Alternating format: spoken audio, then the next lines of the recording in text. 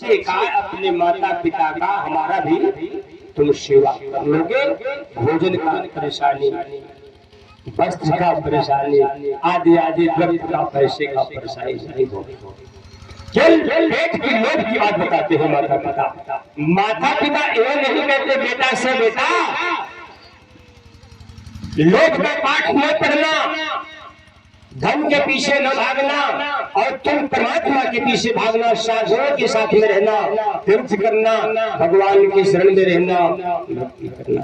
ये माता पिता कहते हैं, कभी कहते हैं माता पिता। अगर किसी साधु के साथ में आपका बेटा एक दिन अगर हो जाए, आप साधु के साथ में अपने लड़के को देख लेंगे तो कहे कि लगता है साधु हमारे बेटा को बिगाड़ दिया,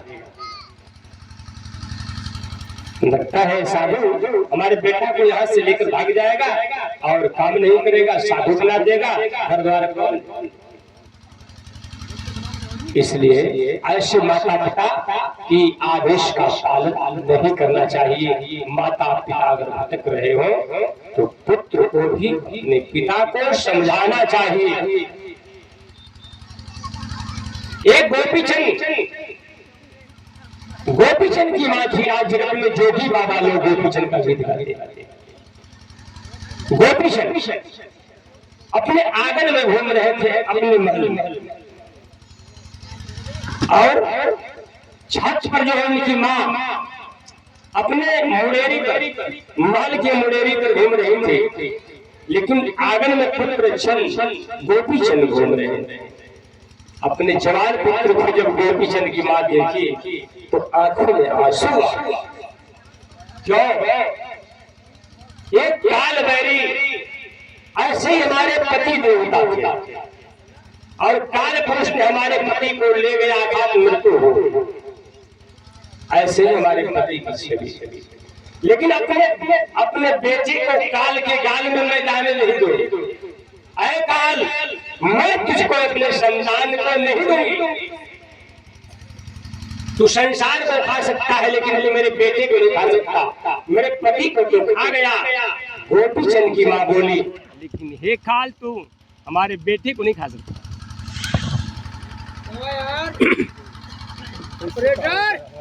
यही तो करना, तू जानते का खा दिया है।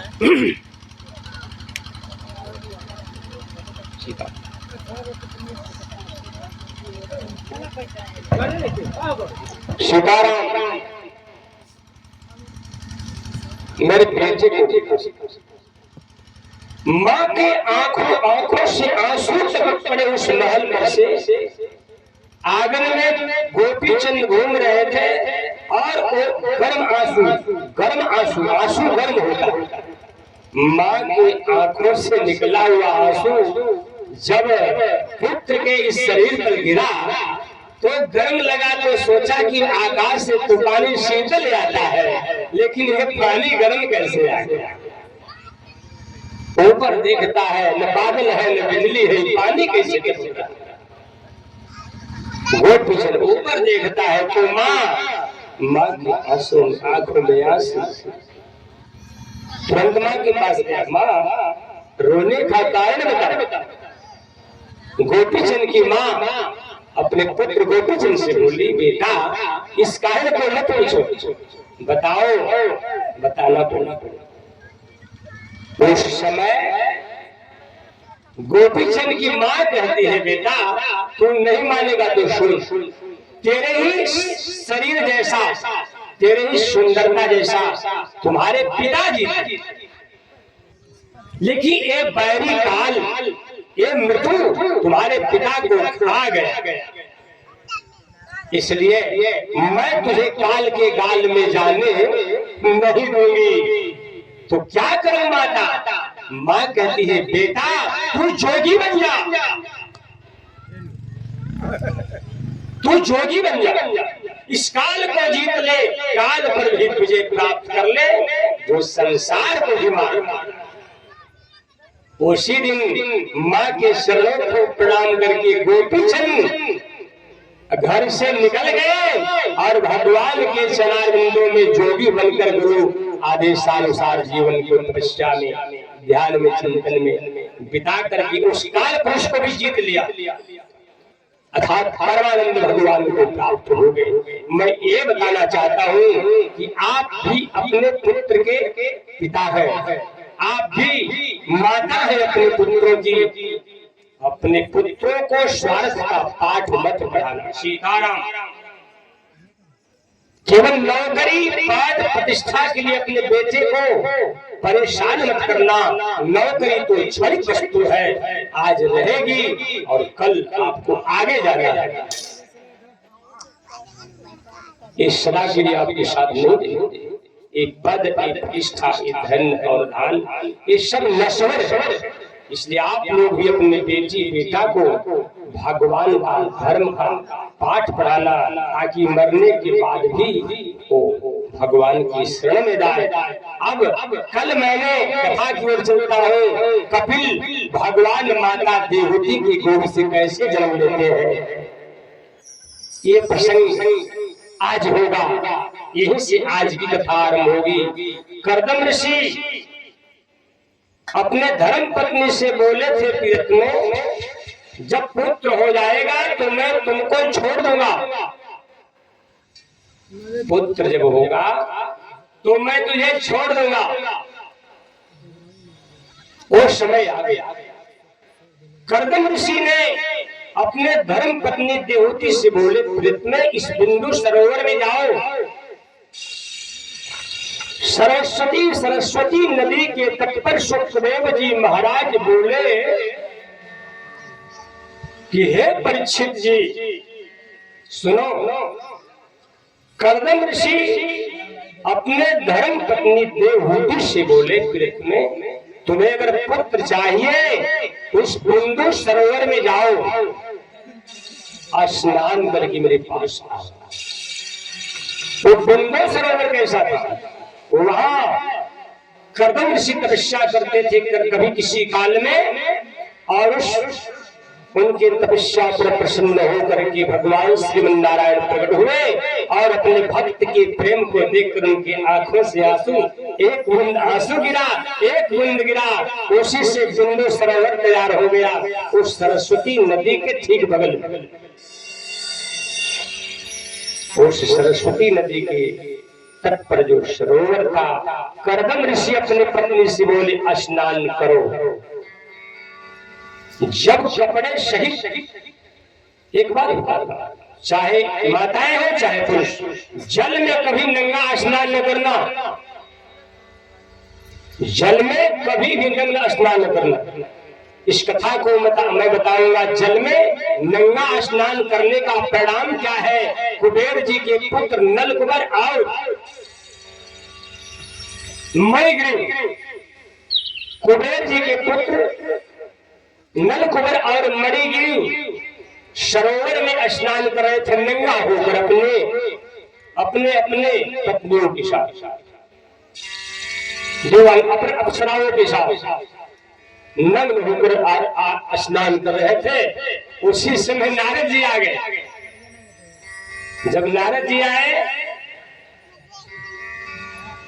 तो जिस सरोवर में नलकुबर और मणिग्रीव स्नान करते थे, उस सरोवर में कमल के फूल खिले हुए थे। कमल के पत्ते बड़े लंबे लंबे होते, चारों तरफ से पुरैन जो है कमल की उस सरोवर में छाई हुई है, और सरोवर के अंदर पुरैनों के अंदर प्रवेश करके और अप्सराओं के साथ वो स्नान नंगा कर रहे। नारद जी आए, उसी रास्ते से गुजर रहे हैं, तब तक से नारद की दृष्टि पड़ी सरोवर में। अरे ये नलकुबर कुबेर जी के पुत्र, ये लोग देवता है, और देवता होकर नंगा स्नान जल में और अप्सराओं के साथ, इतना घिनौना करो। जड़ पशुओं की भांति तुम लोग नंगा होकर स्नान करता। उस समय जब अप्सराएं नारद जी को जब देखती है तो उस सरोवर में से निकल करके अपना अपना वस्त्र पहन लेती है, लेकिन वो नलकुबर और मणिग्रीव नहीं निकले।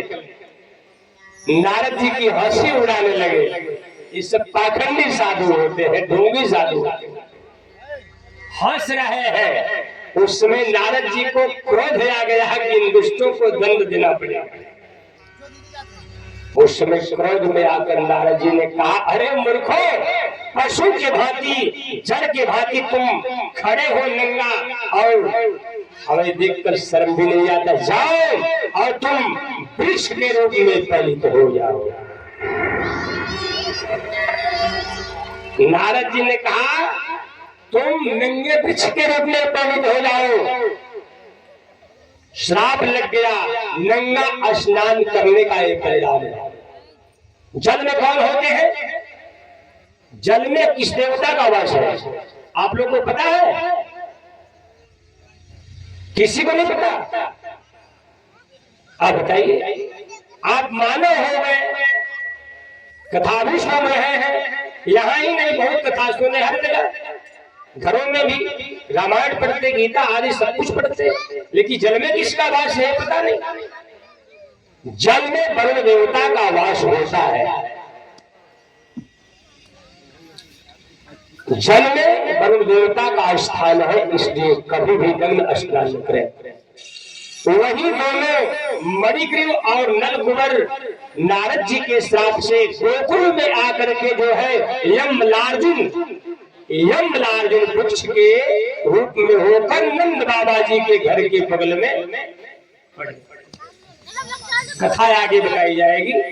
हमें बताना चाहते थे कि नंगा कभी जल में आप लोग स्नान न करना। आज ये माता देवहूति जल में कपड़े के साथ जब प्रवेश करती हैं, बहुत सी उसमें देवियां जल में है, बहुत सी सुंदर सुंदर युवतियां स्त्रियां हैं। जब कर्दम ऋषि के पत्नी को देखती है तो चारों तरफ से घेर लेती है। आओ महारानी जी, आओ महारानी, आसन पर बैठाती हैं और बहुत सारे जो है यत्र गुलाल आदि, बहुत सारे दही, दूध और चीनी आदि आदि शहद आदि लेकर के इनको स्नान करवाने के लिए आती है।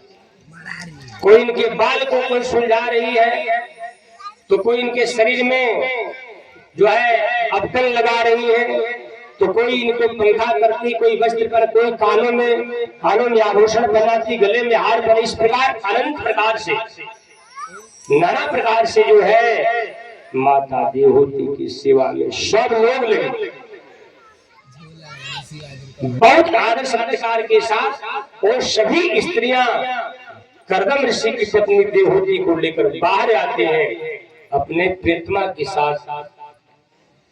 एक कपिल भगवान ये जो है कर्दम ऋषि एक विमान में विराजमान हुए, दिव्य शक्ति से योग बल से एक दिव्य विमान बनवाए। उस दिव्य विमान में अपने पत्नी को साथ लेकर बैठे। उसमें मंद सुगंध हवाएं बह रही है, नाना प्रकार के बाग बगीचे लगे हैं, उसी में पर्वत है, नाना प्रकार की नदियां हैं, नाना प्रकार के सरोवर हैं। ये योग साधना का ये कितना विचित्र प्रभाव है। जोगियों के पास किसी वस्तु की कमी नहीं होती। इस सृष्टि में कोई राजा है तो जोगी फिर भी उदासीन है।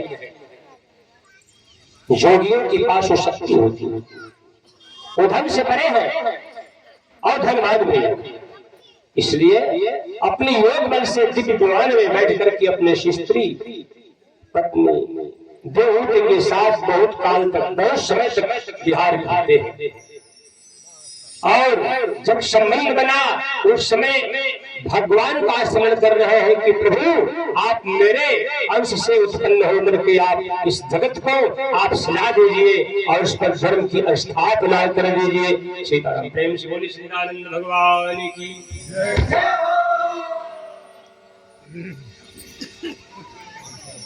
कौन प्रकट हुए? कर्दम ऋषि के पुत्र कौन प्रकट हुए? कपिल भगवान। वो माता के गर्भ में नहीं, वो स्वयं प्रकट हुए। भगवान कभी गर्भ धारण नहीं करते, माँ के पेट में कभी नहीं जाते। नरक में तो जीव जाता है, भगवान कभी नरक में गर्भ में नहीं जाते। वो देखने में ऐसा लगता है जहां जहां भगवान का अवतार हुआ है तहां वो गर्भ में नहीं गए। रामायण गाते हैं, एक ये बात याद कराता हूं, भय प्रगट कृपाला दीन दयाला कौशल्या हितका।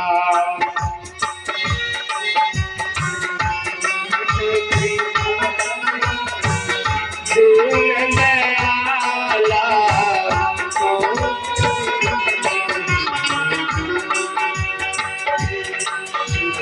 प्रगट की काला दीन दयाला कौशल्या हितकारी।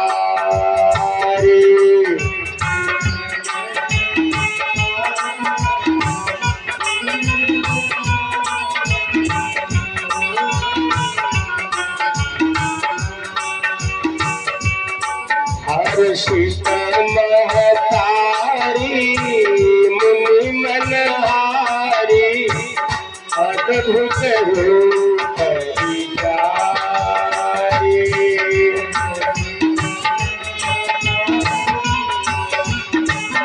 मनहारे अद्भुत रूप भूषण वनमाला नयन विशाला शोभा सुंदर करारे।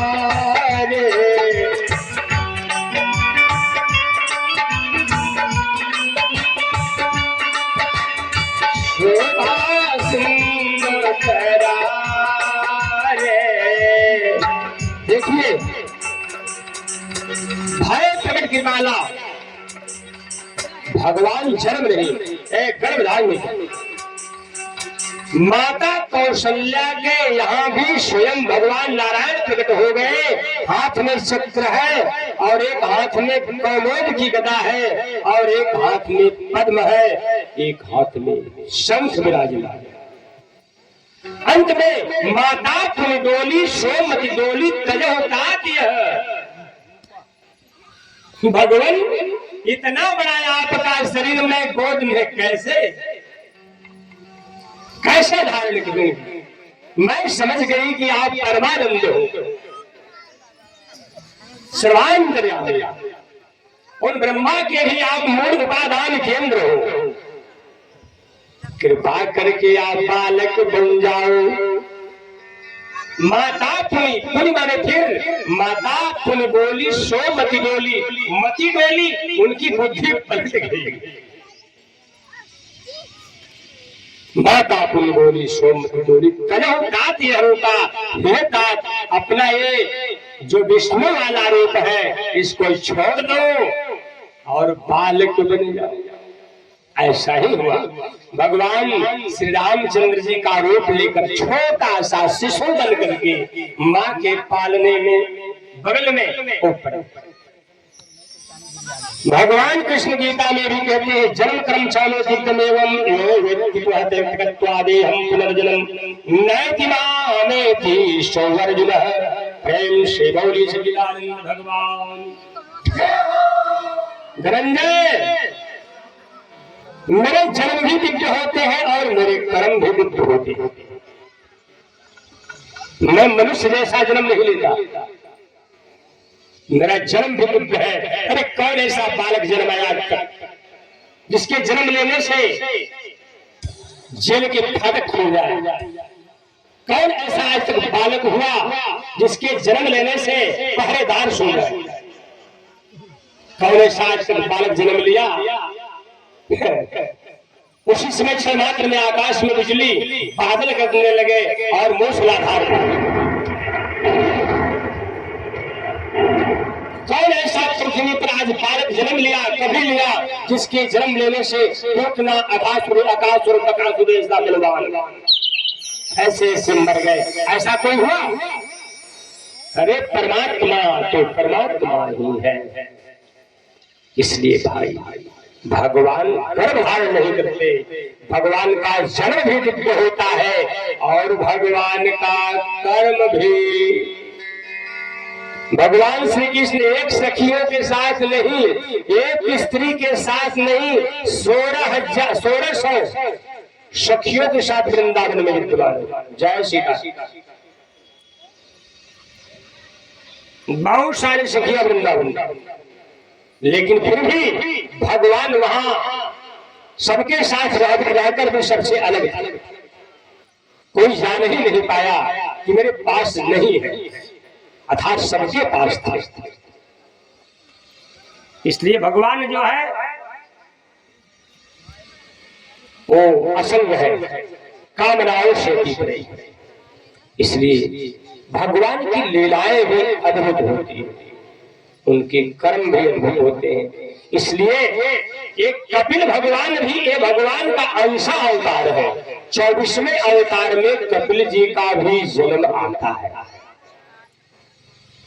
प्रकट हो गए कपिल भगवान माता के सामने, पिता को प्रणाम किया, कर्दम ऋषि को प्रणाम किया, माता देवहूति को किया।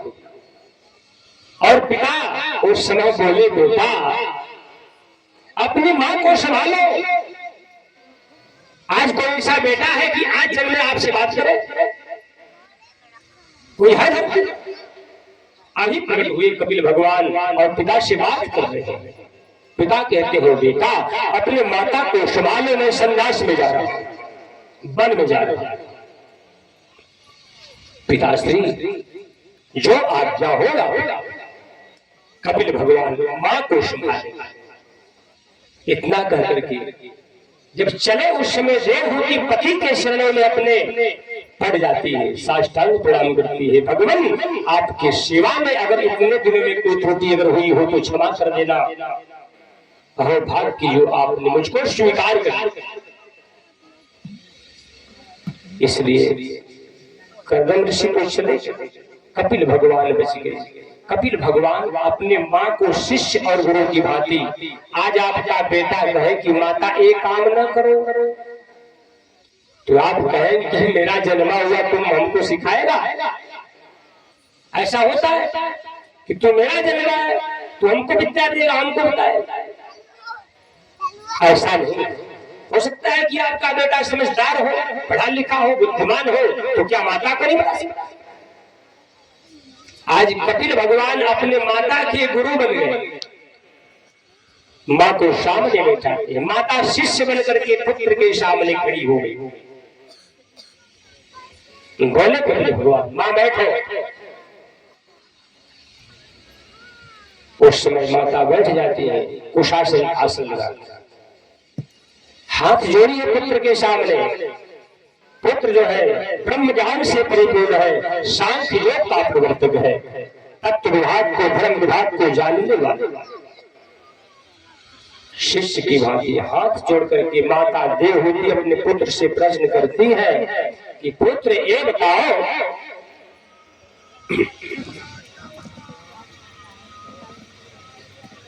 पुत्र ये बताओ कि मनुष्य का कल्याण कैसे होगा? मैं कहीं सुनी हो कि भगवान भक्ति योग से प्रसन्न होते हैं। ये भक्ति योग क्या होता है? कैसे किया जाता है भक्ति योग? इसका अर्थ क्या होगा? इससे भगवान की प्राप्ति कैसे होगी? माता देवहूति ने अपने पुत्र कपिल से पूछती है। उस समय कपिल भगवान माता के कल्याण के लिए भक्ति योग का वर्णन। अच्छा, इस संसार में भगवान को पाने का कितना मार्ग है आप लोग को पता है?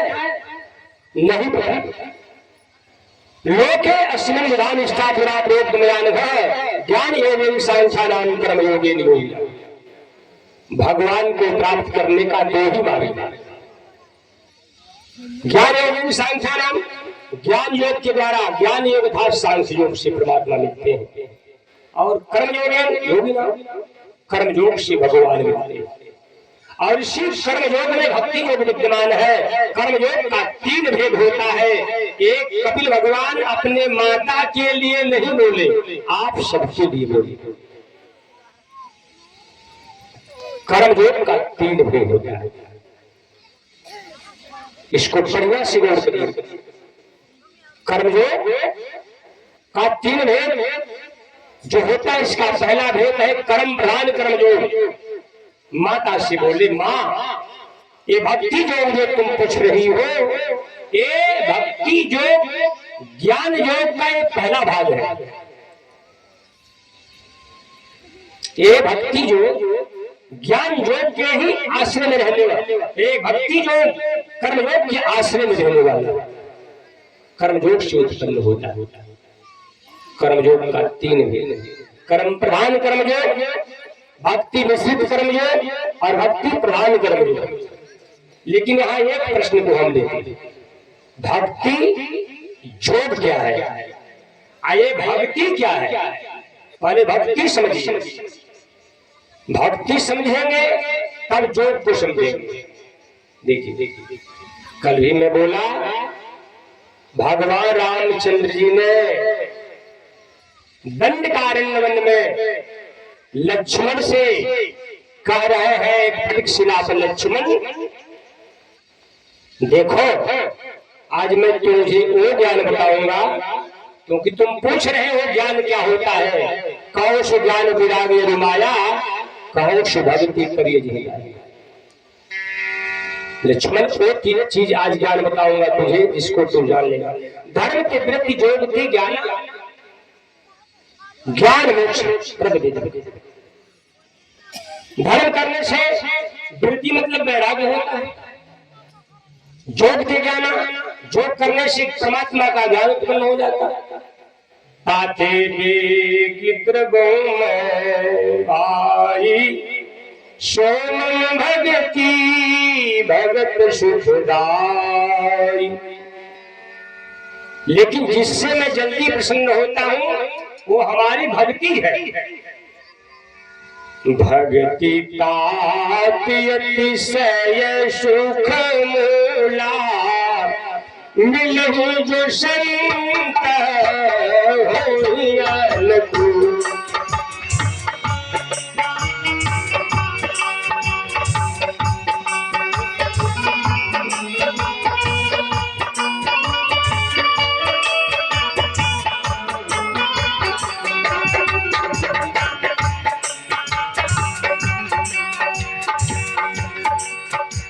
भक्ति ताति अतिशय सुख मूला, भक्ति अत्यंत सुखों का मूल है। लेकिन संत जब प्रसन्न होंगे तब भक्ति मिलेगा। कपिल भगवान अपने माता देवहूति को भक्ति का ज्ञान बता रहे हैं, और ये भक्ति आप लोगों के लिए भी कल्याणप्रद है। भक्ति है क्या? प्रथम भगति संकार संगा, दूसर रति मन कथा संगा।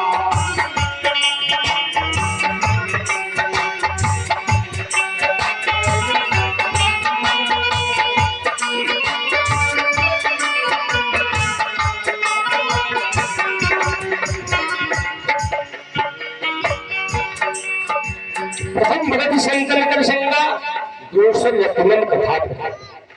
पहली भक्ति मानी गई संत के साथ रहो। अच्छा, आप लोग संत के साथ कभी रहते हैं? सुबह से लेकर शाम हो गया, हफ्ता बीत गया, सप्ताह बीत गया, महीना बीत गया, साल बीत गया, अर्थात उम्र बीतता जा रहा है। कितने लोग संत के साथ आप लोग रहते हैं? राम का प्रसन्नता को, संत का शब्द। इसलिए संत के साथ आप रहेंगे तो ये पहली भक्ति परमात्मा की मानी गई। कपिल भगवान बोले, हे माता देवहूति, भगवान को पाने के लिए भक्ति का यही से आरंभ है। जो मनुष्य, जो प्राणी अगर संतों के साथ रहे, संतों का दर्शन करे, श्रद्धा अरे अपने जीवन में इतना आप लोग पाप कर चुके हैं कि अपने पाप का बोझ आप नहीं ढो सकते। आपके इतने पाप हो चुके हैं कि अपने पाप का बोझ आप नहीं ढो सकते। और आपके पाप का बोझ न आपकी मां ढोएगी, न आपके पिता, न आपकी बेटी, न आपका पुत्र। तो आपके पाप का बोझ ढोए कौन? मैं बताता हूं। भगवान शिव जी बोले, पार्वती हे प्रिय, इस संसार में इस आत्मा का, इस जीव का कल्याण करने वाली न मां है, न पिता है, न पुत्र है, न भाई है, न राजा। उमा राम सहित जग माहे, गुरु पितु मातु बंधु प्रभु नाई। कोई कल्याण नहीं। तो आप लोग का कल्याण कौन करेगा जब माता पिता नहीं कर सकते? आपका उद्धार कौन करेगा? तो शरदा तत्निशि सस परिहार संत दरस जिनी पातक चरे। शरद ऋतु के तापमान को जैसे रात्रि का चंद्रमा हरण कर लेता है, वैसे ही आप सबके पाप शोक संताप को संत हरण कर देंगे। जितना आप लोग पाप किए हैं, जिस दिन आप लोगों का संबंध संतों से अगर हो जाएगा तो संत आपके पाप के बोझ को धो सकते। धोने का तात्पर्य है जैसे कई वर्षों का लकड़ी का ढेर अगर इकट्ठा हो और उसमें थोड़ा सा अग्नि का चिंगारी लग जाए, उस लकड़ी के ढेर को भस्म कर दे। उसी प्रकार माताओं, साधुजनों, जिस दिन आप लोग संत के पास हो जाओगे, आपका चलना, उठना, बैठना, बोलना, हंसना, रोना जब भगवान के लिए होगा, उसी दिन जिस दिन ज्ञान गुरुदेव आप प्रदान कर देंगे, तो आपके शरीर में कई जन्मों का पाप और पुण्य छिपा हुआ है, ये सारा वैसे ही नष्ट हो जाए जैसे अग्नि के चिंगारी से लकड़ियों का ढेर। इसलिए देवहूति से कपिल भगवान बोले, माता संतों के संग में जो आत्मा, जो मनुष्य हो जाते हैं, चाहे स्त्री हो चाहे पुरुष, संतों के बताए हुए मार्ग पर जब चलते हैं माता, तो यही उनका चलना, यही उनका देखना, यही उनका हंसना, रोना, गाना, बजाना, ये जोग बन जाता है। जोग का मतलब क्या है? आप लोग जोग सुने हैं? जोग करने गए, साधु बन गए, योगी बन गए। लेकिन जोग का मतलब जानते हैं? दो व्यक्तियों के मिलन का नाम जोग है। दो व्यक्तियों के मिलन का नाम जोग है। दो साथी है, एक साथ रहते हैं, लेकिन दोनों भूल गए। एक पूर्व दिशा में भूल गए, एक पश्चिम दिशा में भूल गया, तो साथ बिछड़ जाने से कष्ट हो। मैं मनुष्य की बात नहीं करता, मैं आपकी बात करता हूं। जो आप देख रहे हैं वो आप नहीं है। क्या ये शरीर आपका है? जिस शरीर को लेकर राजा बन बैठे हैं, मालिक बन बैठे हैं, कोई जमींदार बनकर बैठे हैं, कोई ब्राह्मण बनकर बैठे हैं, कोई क्षत्रिय बनकर बैठे, ये आपका है क्या? कोई नौकरी पर, कोई पदों पर, आपका है क्या? जो लिया वही से लिया, जो दिया यही कर लिया। तुम्हारा क्या गया जो तुम रोक दिए? जो आज तुम्हारा है कल किसी और का हो जाएगा, परसों किसी और का हो जाएगा। व्यर्थ चिंता करते हो। सब तो भगवान ने। क्या हवा लेकर आ पाए, जल लेकर आ पाए, पृथ्वी लेकर आए?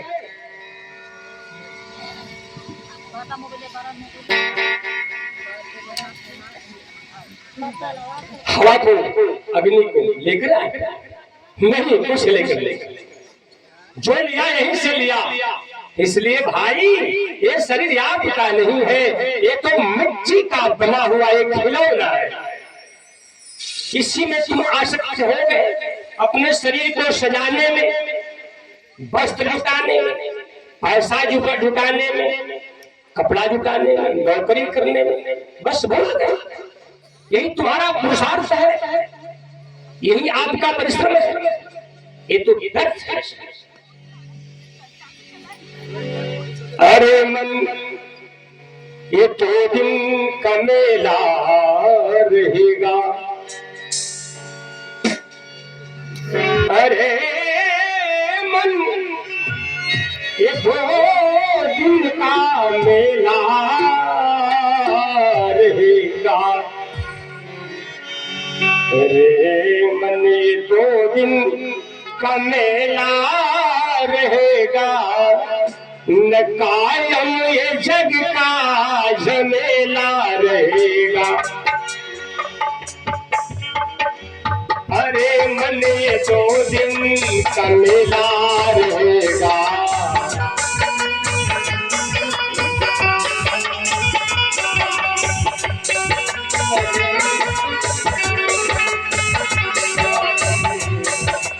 अरे मन, ये दो दिन का मेला रहेगा। कायम ये जग का झमेला रहेगा।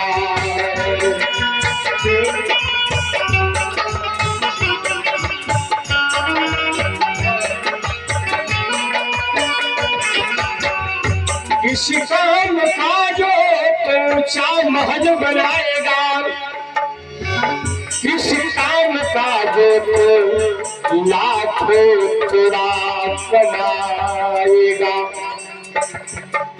रथ हाथियों का झुंड तेरे काम में आएगा। जैसा वहां से आया है वैसा ही जाएगा।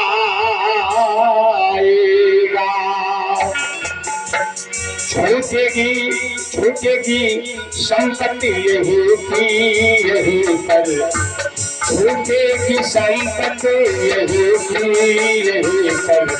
कमर में नए को अधेला रहेगा।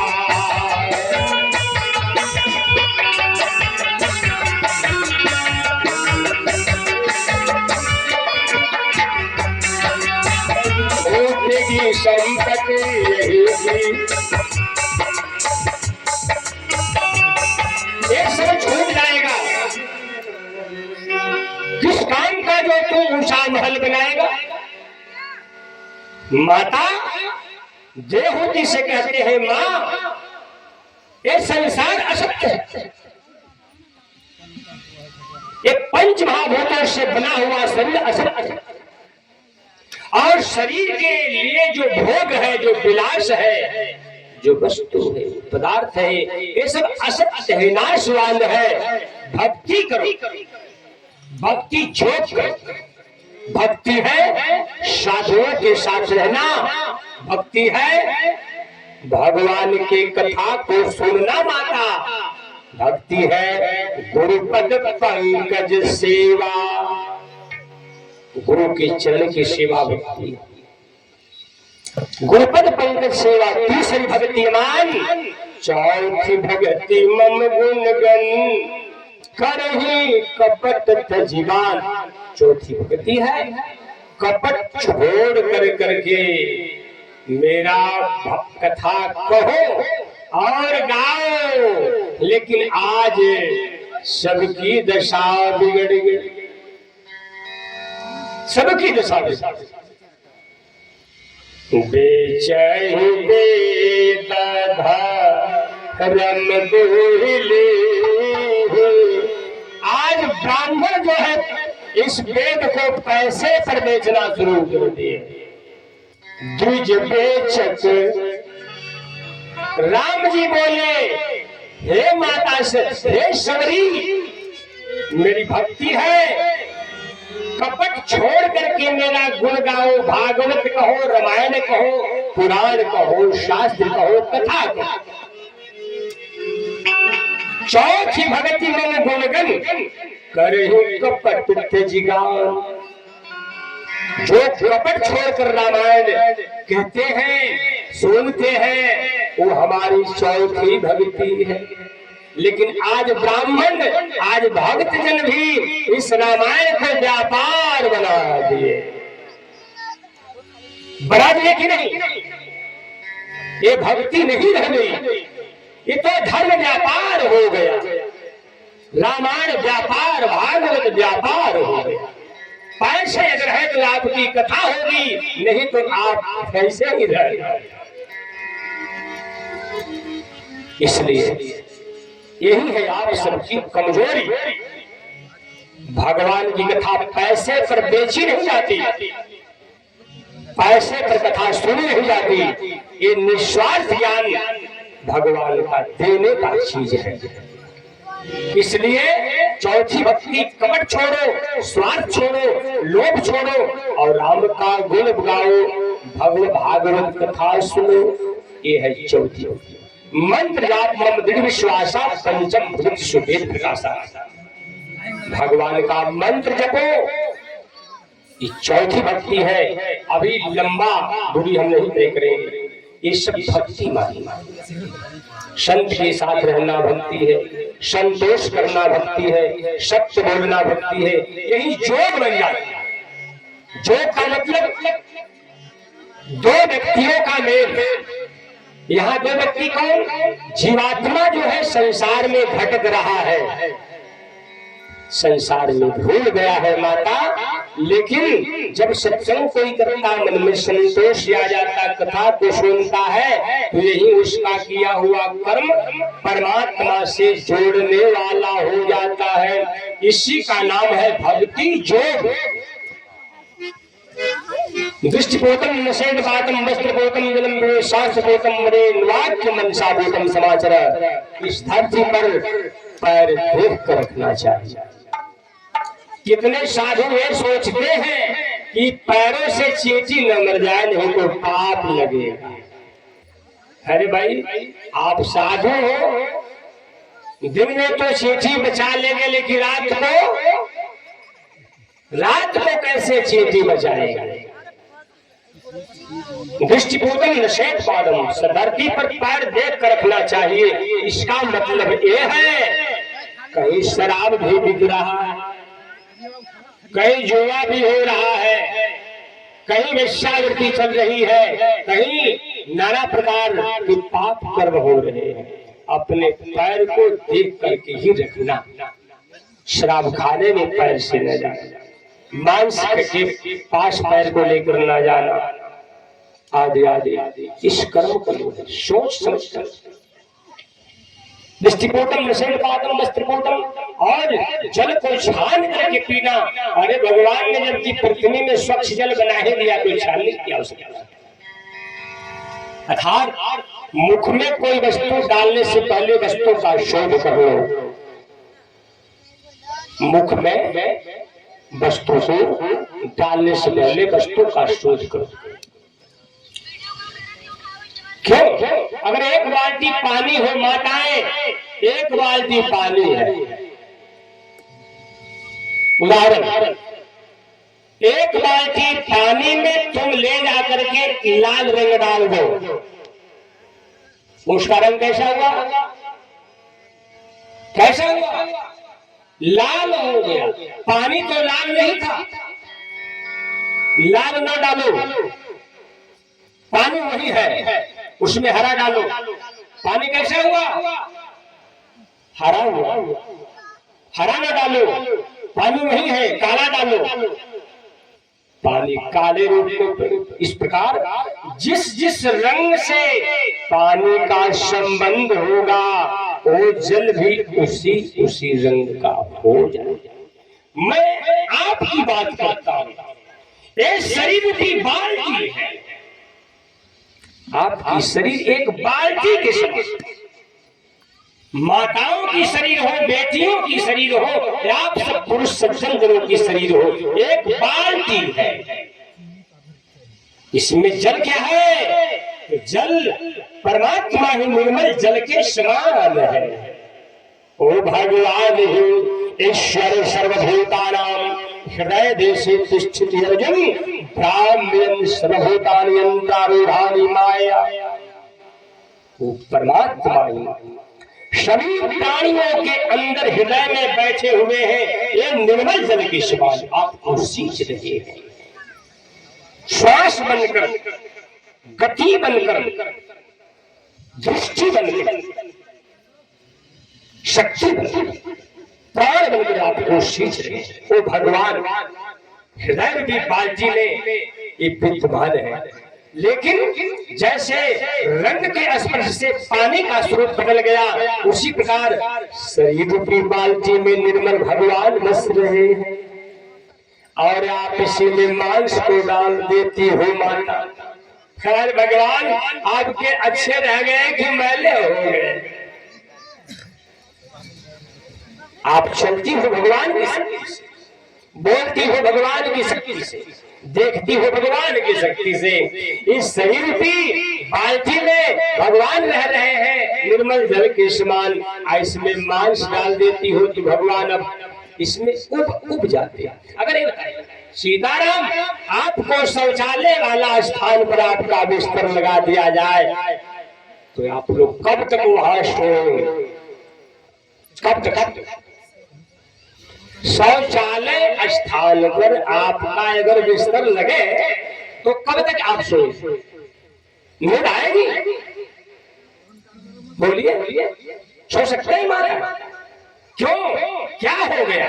शौचालय भी तो एक घर है, वो भी ईंट से बना, बालू से बना, उसमें तो वही लगा। क्या गड़बड़ी हो गई कि शौचालय के पास नहीं? अरे भाई, जब आप शौचालय से दुर्गंध निकलता है, बदबू निकलता है, उसमें उस स्थान पर जब आप नहीं सो सकते हो तो सर्वांतर्यामी वो परम विशुद्ध भगवान आपके हृदय में शराब डालते हो, मांस डालते हो, लहसुन डालते हो, उसमें प्याज डालते हो, चोरी डकैती मार काट राग द्वेष से आपका शरीर मैला हो। कब तक बसेंगे भगवान आपके हृदय में? इसीलिए यही आंचल आपके जन्म और मृत्यु का कारण बन जाता है। इसलिए हे माताएं, हे सज्जन साधुजन, बदल लो अपने आप को स्वच्छ बना लो। स्वच्छ मस्तिष्क में स्वच्छ भगवान का वास स्थान होता है। अच्छा, उसी समय माता देवहूति अपने पुत्र से प्रश्न करती है कि बेटा, ये भक्ति योग को मैं तुम्हारे मुख से सुनी कि भक्ति योग से भगवान मिलेंगे जिससे जन्म और मृत्यु बंद हो जाएगा। पुनरपि जननम पुनरपि मरणम पुनरपि जननी जठरे शयनम। माता के कोख में जहां मलमूत्र का स्थान है, वही जीव जाकर के बार बार पलता है नरक में। पशुओं के पेट में जाकर पलता है, कीड़े मकोड़ों के पेट में जाकर बच्चा पैदा, मतलब नाना प्रकार का दुख जन्म लेता है, मरता है। ये जन्म मृत्यु भक्ति जब करेंगे, सत्संग करेंगे और कथा सुनेंगे, प्रेम भगवान के प्रति हो, श्रद्धा भगवान में हो, साधु सेवा हो, साधु की शरण में आप रहते हैं तो आपका जन्म मृत्यु समाप्त हो जाएगा, आप भगवान को प्राप्त कर जाएंगे। बेटा, तूने तो अच्छा बताया कि भक्ति करनी चाहिए, लेकिन जो भक्ति नहीं करता है, अपने मन का करता है, उसका क्या गति होता है? सुखदेव जी बोले, परीक्षित जी ये पूछे कि जब कपिल भगवान से माता देवहूति प्रश्न करती है, बेटा भक्ति करने वाला तो भगवान को पाएगा, लेकिन जो भक्ति नहीं करेगा उसकी क्या दशा होगी। तब भगवान कहते हैं, कपिल भगवान बोले, देखिए तुम्हारा प्रश्न बहुत उत्तम है। जो भक्ति नहीं करता है, चलता कुपंथ वेद मांग छाड़े, कपट चले कलिमल भाड़े।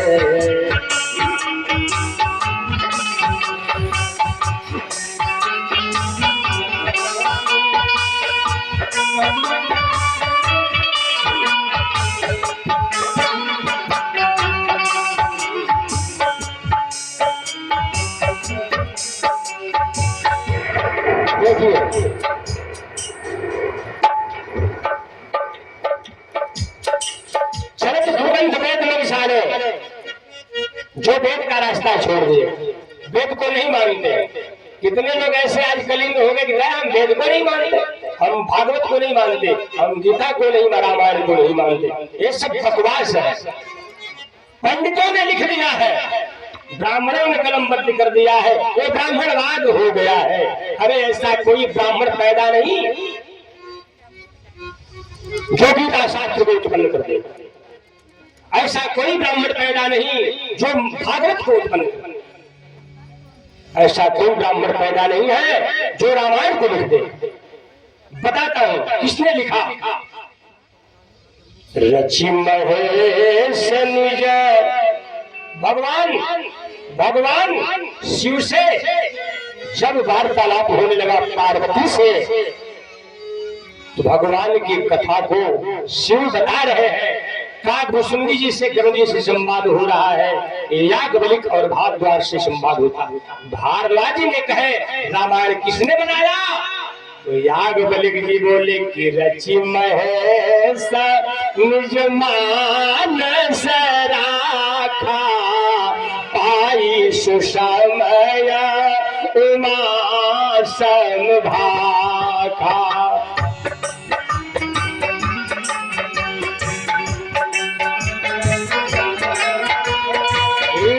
पाई सुषमय उमा समभाखा, रामचरित मानस मोहि भावन, सुहावन पावन।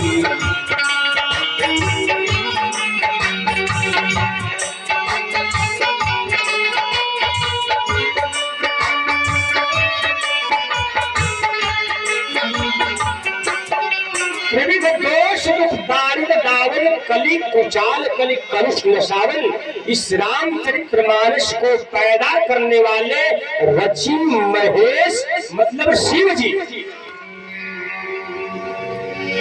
रामचरितमानस को राम शब्द को उत्पन्न करने वाले शिव हैं। कई वर्षों तक जब समाधि शिव की लगी, तो भगवान शिव के मुख से राम शब्द प्रकट हुआ।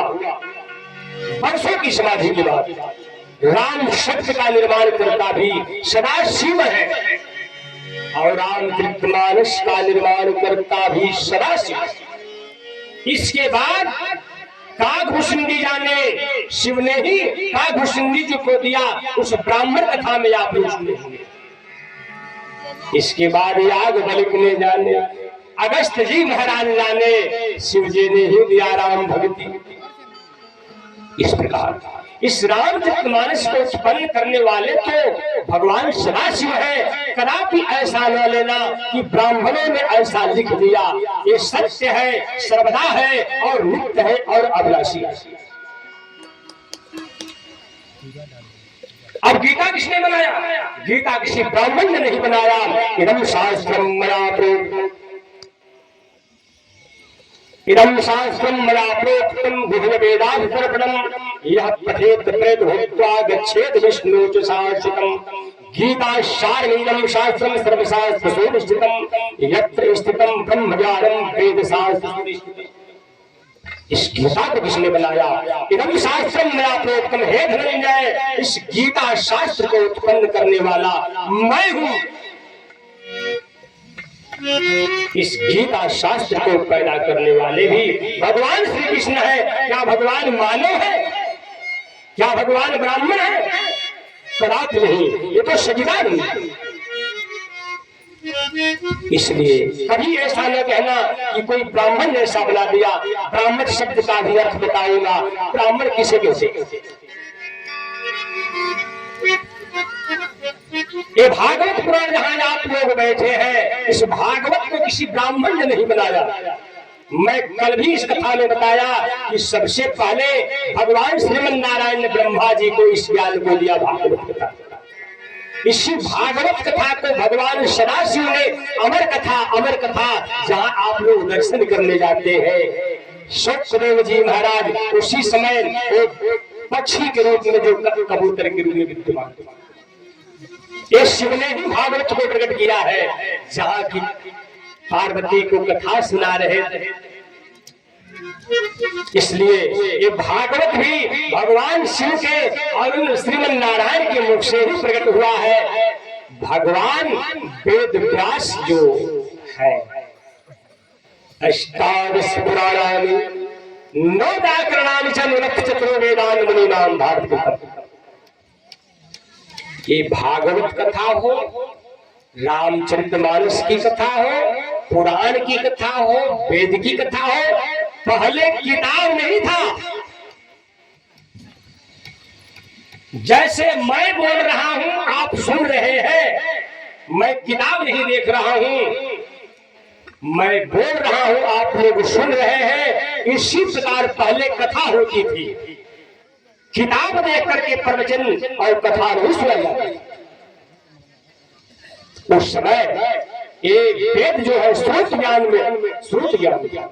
सुन करके लोग कथा सीखते थे, सुन करके अपने जीवन को बदलते थे और गुरु कृपा से संत इस ज्ञान को प्राप्त करते थे और मुख से अपने बोलते थे। एक किताब नहीं था।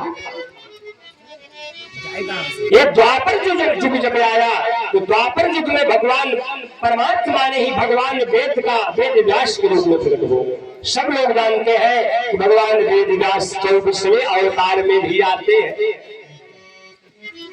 भगवान वेद व्यास कोई ब्राह्मण नहीं है, ये कोई मानव नहीं है, ये श्रीमन नारायण है। प्रेम से बोलिए श्री भगवान वेद व्यास जी महाराज। भगवान वेद व्यास श्रीमन नारायण का अवतार है। इसलिए भाई कभी न लेना कि ब्राह्मण ने लिख दिए।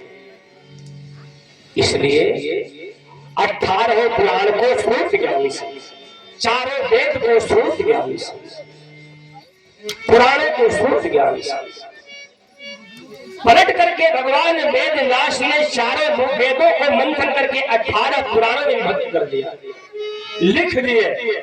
कलयुग आएगा, मनुष्य की बुद्धि बड़ी कम होगी। लघु जीवन सम्मत पंच दशा कल्पांत नाश गुमान। 10-50 वर्ष का कलयुग में मानवों का उम्र होगा। इसलिए 10-50 वर्ष की उम्र में किसी को ठेहुने में दर्द तो किसी के नाके में दर्द है, किसी को पेट में दर्द है, किसी के आंख में दर्द है, किसी को छाती में दर्द है। ऐसी में वेद का रहस्य क्या जाने, रामायण का अर्थ क्या जाने है। भगवान वेद व्यास ने देखा, इसलिए कलयुग के प्राणियों के लिए इस स्रोत ज्ञान को पलट करके कलमबद्ध कर दिए, लिख दिए कि लोग इसे कभी भूलेंगे तो पढ़ करके अपनी चेतना को जगा देगा। अगर भूल जाएंगे तो पढ़ करके वो अच्छा देखेंगे, अच्छा खाएंगे, अच्छा चलेंगे, भजन करेंगे, चिंतन करेंगे। इसलिए भगवान वेद व्यास 18 पुराणों को लिख दिए, चारों वेदों को लिख दिए, कलमबद्ध कर दिए। इतना ही नहीं, 9 व्याकरणानि च पाणिनि आदि 9 व्याकरण को भी भगवान वेद व्यास ने बनाया। जिस व्याकरण को आज विद्वान लोग भी विद्यालयों में पढ़ा रहे हैं। मैं ये बताना चाहता, कभी ये न सोचना कि ब्राह्मण के द्वारा लिखा गया। अब ब्राह्मण का अर्थ बताता, जन्म ना जायते क्षुद्र संस्कारा भवे ब्रह्म वेद पाठी भवेद विप्रो ब्रह्म जानाति ब्राह्मण। प्रेम से बोलिए सच्चिदानंद भगवान। जन्म ना जायते क्षुद्र, जन्म से सब लोग क्षुद्र है। किसने कहा? वेद व्यास जी ने कहा। किसने कहा? वेदों ने कहा। किसने कहा? शिव ने कहा। जन्म ना जायते क्षुद्र संस्कारात् द्विज भवेत्। माता के पेट में पल करके जीव का पहला जन्म होता है। जब जन्म होता है उसमें सब लोग क्षुद्र हैं, लेकिन उस बालक का जन्मना जायते क्षुद्र क्षुद्र संस्कारात् द्विज भवेत्। माता पिता गुरु भय कुमार जब चारु भ्राता बिंध जनेऊ पिता गुरु माता। राम का जन्म हुआ, माता कौशल्या जी, गुरु वशिष्ठ जी, दशरथ जी, तीनों मिलकर के राम का जनेऊ संस्कार करा दिया। वशिष्ठ जी को बुलाए, भय कुमार जब चारु भ्राता बिंध जनेऊ पिता गुरु माता। अब जन्मदा जायते क्षुद्र है, जन्म से सब लोग क्षुद्र है, लेकिन उसका एक दो जब संस्कार हो। अच्छा ये बताइए, आपकी गौ है और आपका भैंस, माताएं आपकी गौ और आपकी भैंस अगर खूंटा में से छूट जाए तो आपको सुख देगी? सुख देगी? क्यों? आपकी गाय है, आपकी भैंस है, सुख देगी?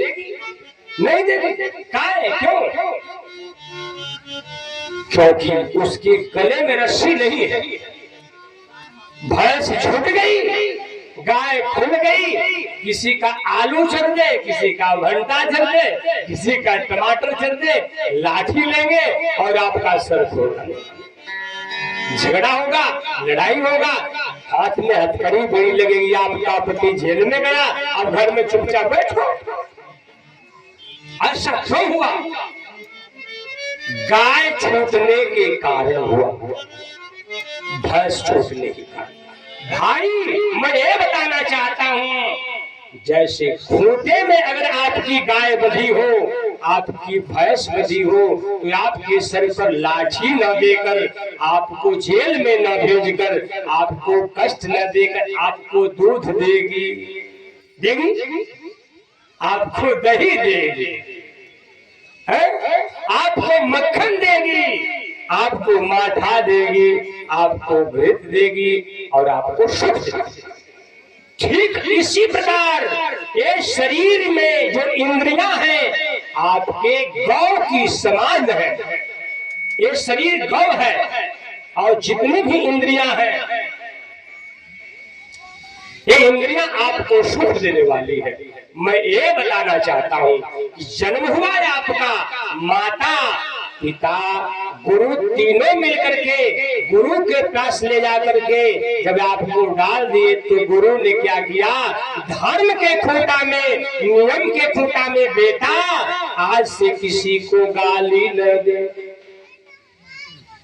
बेटा माता की सेवा करना, बेटा पिता की सेवा करना, बिटिया देखो मायके में रहना, माता पिता की सेवा करना, ससुराल में जाना, सास की सेवा, ससुर की सेवा करना, आदि आदि। गुरु आपको धर्म के खोटा में बांध देंगे। मातृ सेवा, पितृ सेवा, देवता सेवा, संत सेवा करना, आतिथ्य सत्कार करना, तीर्थों में जाना, यज्ञ करना, दान देना, भजन करना, नाम जपना, ये धर्म का खोटा है। और धर्म के खोटे में प्रेम की रस्सी लगाकर, भगवान के प्रेम की रस्सी लगाकर एक गुरु आपको बांध देंगे। अब आप मनमानी नहीं कर सकते। इसलिए यही आपकी शरीर आपको सुख देगी, सीताराम। आंख आपको सुख देगी, कान आपको सुख देगा, पैर आपको सुख देगा और मन आपको सुख देगा, ये सब सुख देगा। अच्छा पूछता हूँ साथी जन, आप लोग बताइए, अपने आंखों से रास्ते में जा रहे हैं, किसी बिटिया को आपने बुरा दृष्टि देखा तो आपकी आंख आपको सुख देगी या दुख? आपकी आंख नहीं, अपनों ने मुझे लूटा, गैरों में कहा दम था, मेरी किस्ती थी डूबी वहां जहां। सुने हैं? अरे मनुष्य का शत्रु बाहर नहीं है। इस संसार में न कोई मनुष्य का शत्रु हो, न कोई मित्र। उद्धरेदात्मनात्मानम नात्मानम प्रसादेत, आत्मैव है आत्मनो बंधुरात्मे विदुरात्मन। मनुष्य स्वयं ही अपना शत्रु है और स्वयं ही अपना मित्र है। आपकी आंख ने आपको लूट डाला, बुरा देखा, सर पर लाठी, आपका कान बुरा सुना, कान ने लूट डाला आपको, आपकी जिह्वा ने आपको लूट, जिह्वा आपकी, आंख आपका है, आंख से बुरा देखा, जिह्वा को आपने मांस दिया, श्राप दिया, आपकी जिह्वा आपको लूट डाली, आपका आंख आपको लूट डाला, आपका पैर, आपने पैर को अपना माना, यही पैर बुरे जगह पर चलकर गया, आपको लूट डाला, आपको हाथ को अपना माना, हाथ ने बुरा कर्म कर दिया, हाथ ने आपको लूट डाला, मन को आपने अपना। अच्छा अच्छा, एक प्रश्न, मन का कहा हुआ करना चाहिए कि नहीं? इसके पहले का शीशा में मन का कहा हुआ करना चाहिए कि नहीं? करना चाहिए। अच्छा माता है, मन का कहा हुआ करना चाहिए, करना चाहिए। अच्छा देखिए, तब तो ठीक है। देखिए मैं कहता हूँ मन का कहना कभी नहीं। नित्यम राधिका माक्षिप्री ये रहतर मानसी योगी पत्य ऊर्जा पुंसली बोली से मन का कहा हुआ कभी नहीं करना चाहिए। जैसे पति पर, पत्नी पर, जैसे पत्नी पर विश्वास करने, जैसे पत्नी पर विश्वास करने वाले पति को, जैसे पत्नी पर विश्वास करने वाले पति को व्यभिचारिणी नारी जैसे धोखा देती है, उसी प्रकार मन पर विश्वास करने वाले साधक को, भगत को ये मन विषयों का अवकाश देकर अर्थात विषयों में फंसाकर यही मन जो होता है इस मनुष्य को लूट डालता है, साधक को लूट डालता है। प्रेम से बोली सच्चिदानंद भगवान। कैसे? मन करता है चोरी कर दे, मन करता है इसको मार दो, मन करता है इसका गर्दन काट दो, मन करता है आज मांस खा लो, मन करता है शराब पी लो, मन करता है ये बेटियां है, मन करता है ये पुरुष है, ये सब लोग बेटी किसी पुरुष पर और पुरुष किसी बेटियां पर मन करता है। अरे मन क्या क्या, जो मन मांगता है उसे कभी देना नहीं चाहिए। मन के मते चाली, मन के मते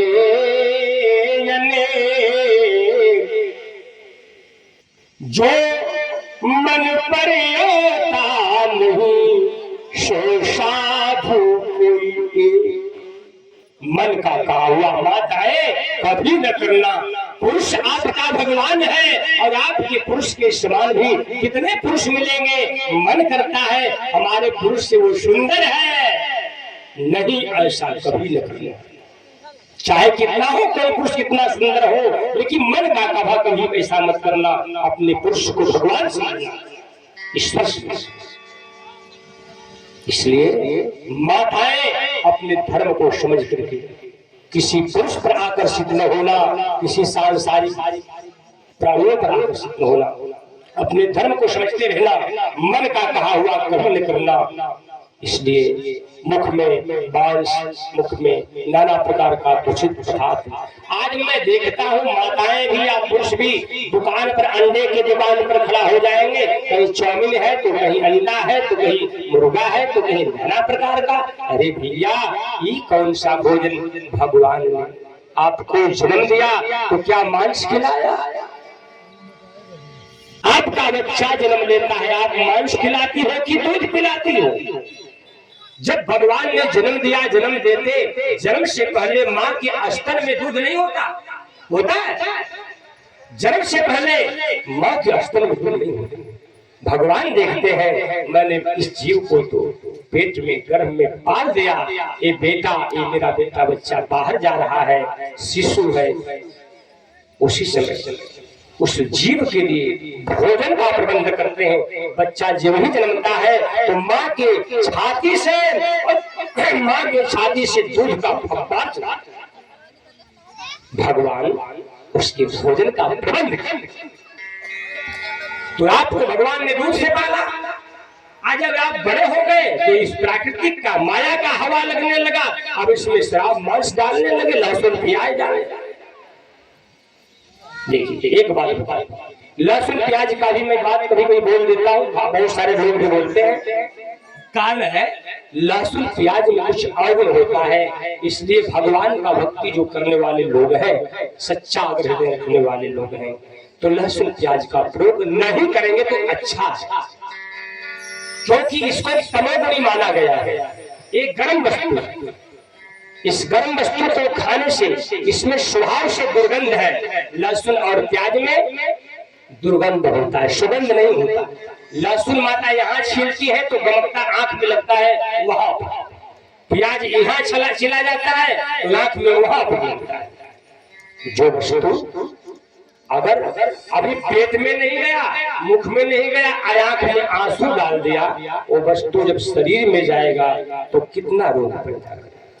लहसुन, सबसे बड़ी बात, लहसुन प्याज का प्रयोग करने वाले की दशा क्या है? लहसुन प्याज का प्रयोग करने वाला व्यक्ति वो जब मरता है तो प्रेत योनि में प्रवेश करता है। कारण ये है। इसलिए आप लोग भगवान का बनिए। भगवान ने आपको दूध दिया, चावल दिया, आटा दिया, उड़द दिया, चना दिया, अनेकों प्रकार का भोग विलास करने के लिए। तो आप एक निश्चित वस्तु में क्यों फंसे? क्या मांस छोड़ देंगे तो मर जाएंगे? मर जाएंगी माता? तब नहीं मरेंगे तो मांस क्यों खाएं? हम दूध क्यों न पिए, फल क्यों न खाएं, चावल, आटा, दही क्यों? इसलिए अपने अपने घरों में आप लोग दूध का, दही का, सब्जी का, हरी हरी सब्जियां अनेकों प्रकार भगवान को भोग लगाकर माता देवहूति से बोले, माता तुम्हारा प्रश्न है कि जो भक्ति करते हैं वो तो भगवान को प्राप्त होती, लेकिन जो भक्ति नहीं करते, मनमाना आचरण करते हैं या करती है, उनकी क्या गति है? अब सुनिए। खड़वाट अग्नि प्रदायक दुर्भग पलंग प्रेता रोगवान परिणाम सुख है। हीन जातो प्रजायित रत्ना नाम पहाड़ कह कुंखी स्वर्ण हरता शाद हाथो मात्र आधनोहर अन्न हरता भवेदा को सलभो धान्यहार कह चात को जलहरता शाद विसहर चाच कह। प्रेम से बोलिए सच्चिदानंद भगवान। माता, हे माते, जो भक्ति नहीं करता, मानो जो स्त्रियां भगवान की भक्ति नहीं करती, उसकी दशा तो देखो। उसकी गति देखो, गतियां कितनी प्रकार की होती है। 3 प्रकार की गति होती है, उत्तम गति, मध्यम गति और कनिष्ठ गति। उत्तम गति परमात्मा को और मध्यम गति उदरबलं सन्ति सत्वस्थता मध्यम तिष्ठन्ति मानवा जघन्य गुण विस्तिति अधोगम सन्ति तामसा। क्योंकि एक गति ऊपर को सुरक्षित, मध्यम तिष्ठन्ति मानवा, एक गति मानव प्रदेश में रह जाते हैं, और एक गति अधोगम सन्ति तामसा, एक गति नरक में चलती है। माता देवहूति से कपिल भगवान ने कहा, जो भजन नहीं करते उसकी गति देखो माते। गदगह साजडोन्नमत खलवातो यज्ञ प्रदायक है, जो झूठ बोलता है। अच्छा, झूठ बोलना पाप है या पुण्य? बताइए। पाप है। तो श्री कृष्ण भगवान ने झूठ बोलकर सारे कौरव वंश का नाश कर दिया। अरे भाई, झूठ वहां बोला जाता है जहां 1000 लोगों का कल्याण हो। स्वार्थ में कभी झूठ बोलना, अपने पेट के लिए झूठ बोलना नहीं चाहिए। एक अपने आश्रम में एक संत विद्वान था। एक बहेलिया एक मृग को निशाना बनाए और पीछा कर रहा है, बाण लग गया है, वो मृग जान बचाकर भाग रहा। एक संत अपने आश्रम में बैठे हैं और बैठे हैं, एक कभी झूठ नहीं बोलते। इनके आंखों के सामने ही आश्रम में प्रवेश कर गया। तब तक बहेलिया आया। बहेलिया ने पूछा, हे महात्मन, हे ऋषिवर, हमारा शिकार आपने देखा? अब चक्कर में पड़ गए महात्मा कि कह दो कि देखा, तब तो इस मृग का जान गया। आज झूठ बोलूं तो पाप लगे, अगर झूठ बोलूं तो पाप लगे, अगर सत्य बोलूं तो उसकी मृत्यु हो जाए। चक्कर में पड़ गए महात्मा। हे माता सरस्वती, हे परमात्मा, ध्यान करते हैं। बाणी निकल पड़ी, ऐ व्याध, ऐ जिसने देखा वो बोल नहीं सकता। जिसने देखा उसके पास बाणी नहीं है, आज जिसके पास बाणी है वो देख नहीं सकता। इसलिए शिकारी, हे व्याध, अपना शिकार ढूंढो। अब बहेलिया संत के वाक्य को सुना तो समझा कि दोबारा अगर टच करूं तो ये महात्मा है, तो श्राप न दे। इनके कहने का आंख ने देखी लेकिन आंख बोल नहीं सकती, बोलेगी बाणी। अब बाणी देख नहीं सकती, इन महात्मा से कौन शरारत करे। बहेलिया लौट गया, मृग बच गया। अगर किसी का जान बचाने के लिए अगर झूठ बोल देते हैं तो आपको पाप नहीं लगे। आज अपने स्वार्थ को सिद्ध करने के लिए, अपना पेट भरने के लिए झूठ बोलेंगे, इसका दंड आप सबको भोगना पड़ेगा।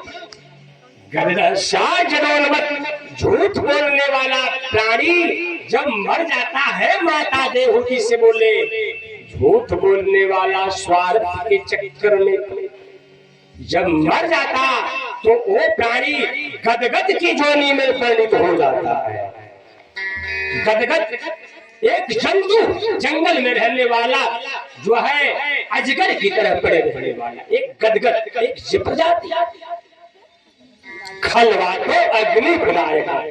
कोई घर में सो रहा है, उसके घर में ही जाकर आप आग लगा दी माता जन्म से। घृणा बस मन में राग है कि रोज परेशान करता, इसके घर में आग लगा दो, घर से ही जल। ऐसा काम जो कर दिया। किसी के खेत में अन्न लगा है, कोई चुपके से जाकर आग लगा दे, ऐसा कर। खलवाटो अग्नि प्रदायता, किसी का गल्ला खलिहान में रखा गया, उसमें जाकर कोई आग लगा दे। ऐसा आग लगाने वाला व्यक्ति जब शरीर छोड़ देता है माता, ओम उसी समय खलवाट की जोनी में परिणित हो जाता है, नरक में। हेम जातो प्रदायत रत्ना राम, सोना चुराने वाला, रतन चुराने वाला, चांदी का माला, चांदी का हार, गहना चुराने वाला, वाली माता है। ये सब लोग ये क्या रत्ना नाम पहाड़ का हीन जातो, ये जब शरीर छोड़ेंगे ये हीन जाति में जन्म लेते। सोना न चुराना, किसी का गहना न चुराना। ऐसा भी आप लोग बाजार में जाती हो, कहीं देखा गया कि आप सोने के गहने की दुकान पर 10 गो गहना दे दिया, एक गहना को पाकिट में, ऐसा नहीं। सत्य हृदय से काम करना, किसी का गहना चोरी न करना। मरने के बाद आपको नरक में जाना पड़ेगा। रत्ना राम पहाड़ का कुनखी स्वर्णहरता, बड़े बड़े नख बढ़ाने वाली माताएं और बड़े बड़े नख बढ़ाने वाले पुरुष, कुनखी बड़े नख वाले लोग। कभी बड़ा बड़ा नख बढ़ाना, आप माता भी लोग बढ़ा लेती हो, बड़ा बड़ा नख, ऐसा नहीं, इसमें गंदगी फैल जाएगा। हो सकता है अपने आप चेहरे को या अपने शरीर को तो कट जाएगा कहीं, और नखों में लहर होता है, नखों में लहर होता है। नख को अपवित्र माना जाता है, इसलिए नख को आप पुरुष भी और माताएं भी नख को काट कर रखना। कुनखी बुरे नख वाले, कुनखी स्वर्णहरता, सात धातु अधरोहर, सोनाहरण करने वाले, धातु चुराने वाले, निर्धन हो जाता है। जन्म होगा तो उसके पास न धन रहेगा, न जमीन रहेगा, न मकान रहेगा, वो बड़े बड़े भीख मांगता है। ऐसा काम अन्नहरता भवेदा खुशाल, अन्नहरता भवेदा शलभोधा अन्नहार गह, सात को जलहरता शाद विसहरता चोर। माता देवहूति से अधोगति में जाने वाले जीवों की वर्णन करते हैं। माता जो प्राणी अन्नहरता हुए जातो, किसी का गल्ला चुरा लिया, धान चुरा लिया, वो व्यक्ति जो है आंखों का मतलब चूहा बन जाता है। क्या बनता है? चूहा बन जाता है। किसी का गल्ला धान न चुराना, ऐसा पाप कर्म करने वाला व्यक्ति चूहा के रूप में मरने के बाद हो जाता है। चूहा आज भी जिस मका में लगा हो, जिस धान में लगा हो, जिस गेहूं में लगा हो, सीता बैठ जाइए महाराज जी, ब्राह्मण देवता, चूहा आज भी जिस धान में लग जाए, जिस गेहूं में लग जाए, वो ये कहता है ये मेरा धान है। सबके खेतों में चूहा पकड़ देता है। जैसे आज भी इनका धान चुरा लो, उनका धान चुरा लो, उनका धान चुरा लो, किसी का गल्ला, किसी का धान न चुराओ। अन्नहरता भवेदा शलभोधा विहार, अन्न चुराने वाला व्यक्ति चूहा, धान चुराने वाला व्यक्ति सब मतलब चींटी, चींटी बन जाता है।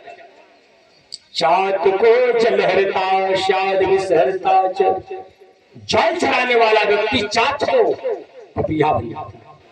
किसी के खेत में पानी भरा है, आपके खेत में पानी नहीं माता, आपने पानी काट कर रात में जाकर के अपने भर लिया। जल चुराने वाला कोई नहीं, किसी के घर में बिना पूछे पानी लेने जाओगी, आप लगेगा पूछ लेना पानी, माता जी पानी लेना है, पानी भैया पानी ले, मांग लो, चोरी नहीं। जल चुराने वाला चात को जलहरता पपिया, इसीलिए पानी के लिए पपिया परेशान है, चिल्लाता, स्वाति के बूंद के लिए पपीहा चिल्लाता, साल भर में एक बार पानी पीता। चात को जलहरता शाद विसहरचा, जहर चुराने वाला, जो जहर को चुराता है वो व्यक्ति मरने के बाद बिच्छू बन जाता है। हे माता, देवहूति से कहे, कपिल भगवान पूछ रही हो कि जो भजन नहीं करता, जो पाप कर्म करता है, उसकी क्या दशा होती है बेटा? तो सुनो, जहर चुराने वाला बिच्छू बन जाता है। और इसके बाद भगवान कपिल भगवान बता रहे हैं माता अपने देवहूति से, शाकं पत्रं शिखी हित्वा गंधा चुचुंदरी शुभा मधुदंसः परं गृद्धो मधुदंसः परं गृद्धो लवणं च पीलिका। देखिए शाकम साग चुराने वाली माता, चुराने वाले पुरुष। शाकम पत्रम पत्र बेलपत्र चुराना नहीं चाहिए, पुरुष को चुराना नहीं चाहिए। शाकम साग चुराने वाले लोग, पत्र चुराने वाले लोग। शाकम पत्रम शिखी, वो जब शरीर छोड़ता है शिखी का मतलब मोर के रूप में परिणित हो जाता। क्या करेंगे शिव जी आप लोग का? माँ बैठी है, बेटा चोरी करके आया है, माँ बैठी, पिता बैठे हैं, चोरी किया है बेटा, पुलिस आई पकड़ कर ले गई, क्या करेगी माता? क्या पाप करने वाले व्यक्ति का कोई मदद नहीं करता तो भगवान कैसे आपका मदद करे? आपको पाप करना चाहिए कि आपको पुण्य करना चाहिए? आपको पुण्य करने का चाहिए। तो पुण्य संतों से सीखो, महात्माओं से सीखो, ज्ञानियों से सीखो, गुरु से सीखो कि पुण्य है क्या। शाकं पत्रं शिखी हित्वा गंधा चुचुंदरी शुभान। साग चुराने वाले वो पत्रम पत्र चुराने वाले लोग मोर, गंधा चुचुंदरी शुभान, जो गंध को किसी प्रकार का सुगंधित वस्तु कहीं रखा है, शरीर पर छिड़कने वाला है गंधित। आप लोग जाती है बाजार में सुगंधित वस्तु पाउडर आदि सब मांग लेती हो, सेंट पेंट जो होता हम तो नहीं जानते उतना, हम साधु लोग खा जाने सेंट का नाम हम लोग नहीं बता सकते। तो जो सुगंधित वस्तु को चुराता है गंधा छुछुंदरी,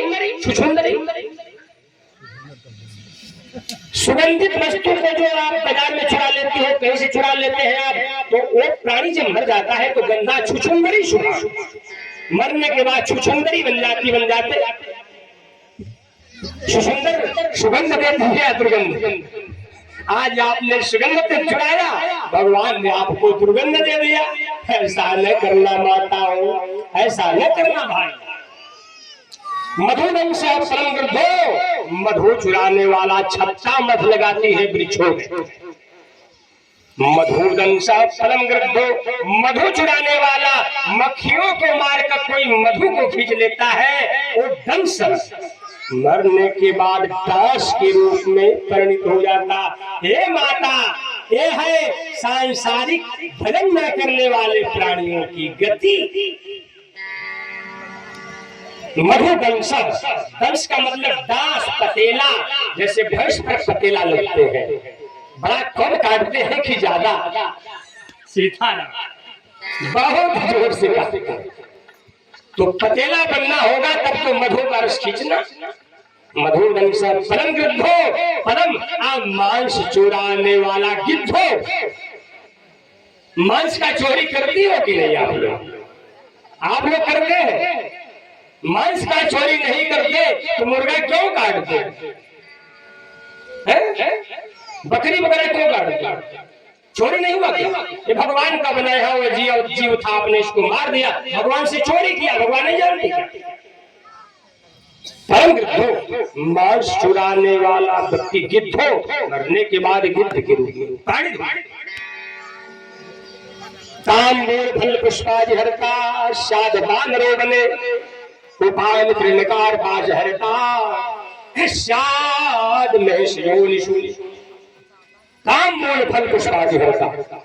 पान चुराने वाला, तांबूल का मतलब पान, तांबूल पुष्प फूल चुराने वाला। आप लोग भी सुबह में शिवरात्रि का समय है, किसी का फूल लगाए, आप लोग नहाती हो न धोती हो, हम कितना देखे। किसी का फूल लगाए बिना पूछे जाकर फूल तोड़ कर लाती हो। आप फूल चुराने वाला, पान चुरा, तांबूल फल पुष्प आदि माने और वस्तु। फूल चुराने वाले लोग, पान चुराने वाले लोग, तांबूल फल। आप फल चुराने वाले लोग, किसी का वृक्ष में फल लगा है, आप रास्ते में जा रहे हैं, आम है, अमरूद है, केला है, देख कर कोई नहीं आपने खींच, ऐसा न करना। तांबूल, पान चुराने वाला, पुष्प चुराने वाला, फल चुराने वाला, शायद बानरों बने, मरने के बाद आपको बानर बन करके फल खाना। बानर क्या खाता? भगवान बोले अरे तुझको मानव बनाया और तू फल चोरी करता है, ले तुझको बंदर बना देता है। इस दाल माता जी देवहूति अपने माँ से कपिल भगवान बोले, यह है भजन न करने वालों की दशा, चोरी करने वाले, पाप करने वालों की दशा। यश्चरो उपान दृढ़ का पास है, जूता चुराने वाला, उपान तृण घास चुराने वाला, उपान तृण कार पास शहरता शान में शयोनिषु। हे माता श्री, जूता चुराने वाला, उपान तृण घास चुराने वाला, श्याम मेष योनिषु, ये जब शरीर छोड़ता है वो शियार की योनि में परिणत हो जाता है। जूता चोरी नहीं करते, ऐसा नहीं करना, एक कर्मों का दंड है। कर्म प्रधान विश्व करिरा, कर्म प्रधान विश्व करिरा।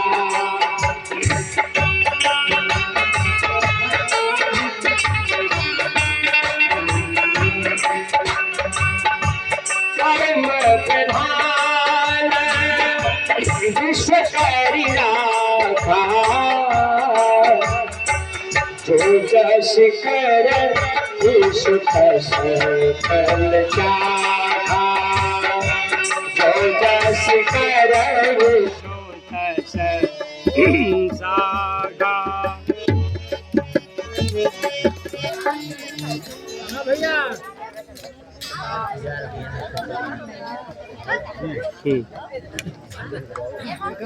हमारा सामान जरा ना भैया बता दो। अच्छा रुकिए, पुलिस को बड़ा बता दो इसको करके। हाँ कोई धार है अभी।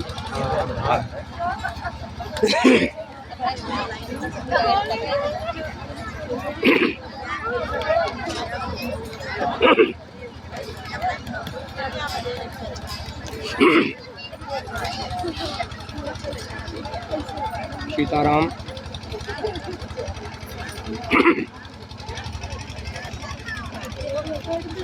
सीताराम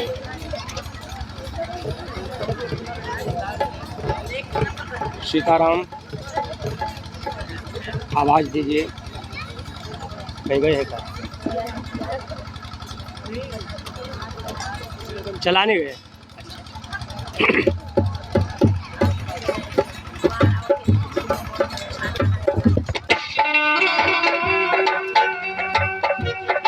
जस कर यश बहु चाहा,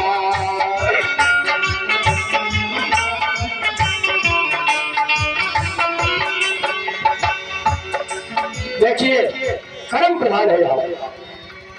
आपने तो कर्म किया ही नहीं, कर्म प्रधान है। कर्म प्रधान की शिक्षा संतों से मिलेगी, आप ऐसे नहीं कर्म कर पाएंगे।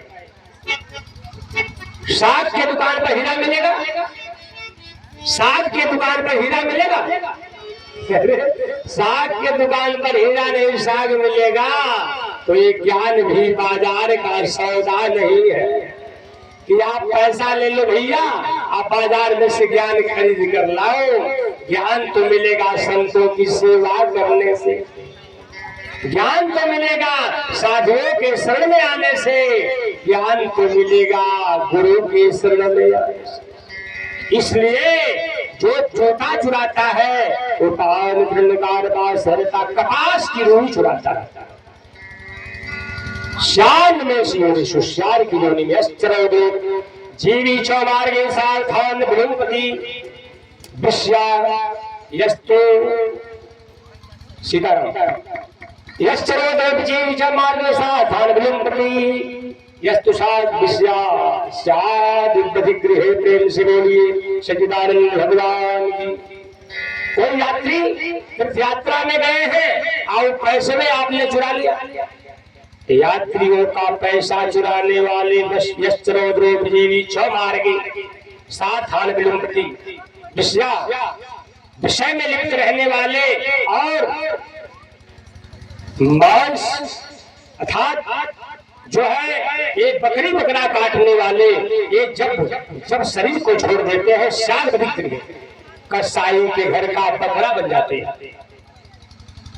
रास्ते में जाने वाले तीर्थयात्रियों का पैसा नहीं चुराना। कभी भी किसी भी प्राणियों की हिंसा मत करना, नहीं तो आपकी जब मृत्यु होगी तो जन्म होगा आपका वहां जहां कसाई का घर है, उसके घर का बकरा बनकर जन्मेंगे और आपका दुर्गति। प्रतिशुकम विजयदानम दत्वा जम्मुको भवेत् सदाम सत्कार करह भगवान कहते हैं सदाम सत्कार जो सत्य पुरुषों का स्वागत नहीं करता, सदाम सत्कार जो सत्य पुरुषों का स्वागत नहीं करता। प्रतिशुकम विजयदानम दत्वा, ब्राह्मणों को दिया हुआ दान जो कहकर जो दान नहीं देता है वो व्यक्ति, ब्राह्मणों को जो कहकर दान नहीं दिया, प्रतिष्ठितम तुझे दानम दत्वा, चंबुक का मतलब शियार बन जाता है। ब्राह्मण को जो कुछ आपने संकल्प में दे दिया, पैसा दे दिया, गौ दे दिया, जमीन दे दिया, वस्तु पदार्थ दिया, उसको दे देना। मैं इस कथा को बताऊंगा, दान कहकर न देने वाले की दशा क्या होगा।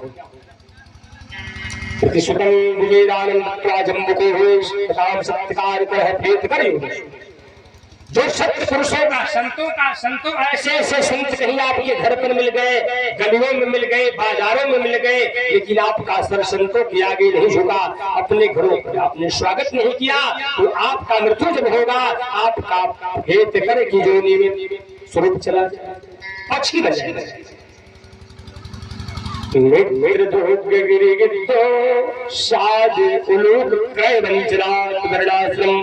परिवारात् शाश्वते तोषावते बने आज्ञा छेद करस्तु स्नेह छेद करस्तु स यो देशात् स्त्री प्रतिचक्रवात् कश्चिरं भवेत्। प्रेम से बोलिए सच्चिदानंद भगवान। मित्र गिरिगिरी जो मित्र के साथ धोखा करता है, आप 2 मित्र हैं और मित्र के धन से धोखा कर दिया, मित्र के पत्नी से धोखा कर दिया, आप सखी हो, सखी के साथ धोखा कर दिया, बहन हो, बहन के साथ धोखा। मित्र मित्र के साथ कभी धोखा न करना, मित्र के धन को अपना धन समझना, मित्र की स्त्री को अपना समझ करके धर्म की रक्षा करना, कभी मित्र के साथ धोखा न करना। आप सखी हो, प्रत्येक बहनें अपने में सखी होती है, सखियों के साथ कभी धोखा न करना, नहीं इसका परिणाम क्या है। मित्र गिरगिद्धो, पहाड़ी का गिद्ध बन जाएंगे मित्रों के साथ धोखा न करना। हे माता जी, कपिल भगवान बोले ये पुरुषों की गति है जो भगवान का भजन नहीं करते, पाप करते। गलत ढंग से जो व्यापार करता है, गलत ढंग से जो व्यापार करता है, शायद वो उल्लू बन जाता है। गलत ढंग का व्यापार कोई सोचता है मांस व्यापार करके मैं अपना पेट भरूं, मांस बेचकर पेट न भरना। कोई सोचते हैं शराब बेच करके पेट भरूं, कोई सोचते हैं कि पाप कर्म करके मैं अपना जीविका चलाऊंगा। कोई दुकान पर बैठे हैं व्यापारी, है कि नहीं, और केनी मार देते हैं, देना है सौदा इतना और दे दिए कम। गलत ढंग से व्यापार करने वाला चाहे कोई भी व्यक्ति हो, मरने के बाद उल्लू के रूप में परिणित हो जाता। उल्लू में क्या विशेषता है? उल्लू को दिन में दिखाई पड़ता है माता है, उल्लू को दिखाई पड़ता नहीं। क्यों आपको दिखाई पड़ता है?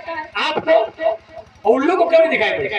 क्योंकि उसको पहले जन्म में भगवान ने मानव बनाया था कि तुम माता को देखो, पिता को देखो, समाज को देखो, गलत ढंग से व्यापार न करना, सही करना। लेकिन मानव में इस धर्म का उसने सहायता मदद नहीं कर पाया, नहीं चल पाया। भगवान बोले चलो तुझको उल्लू बना देता हूँ, तुझको दिन प्रिय नहीं, तुझको रात ही प्रिय। उल्लू को रात में दिखाई पड़ता है और आपको रात में दिखाई पड़ता है? आपको रात में दिखाई नहीं पड़ता, उल्लू को रात में दिखाई पड़ता। ऐसा गलती न करना।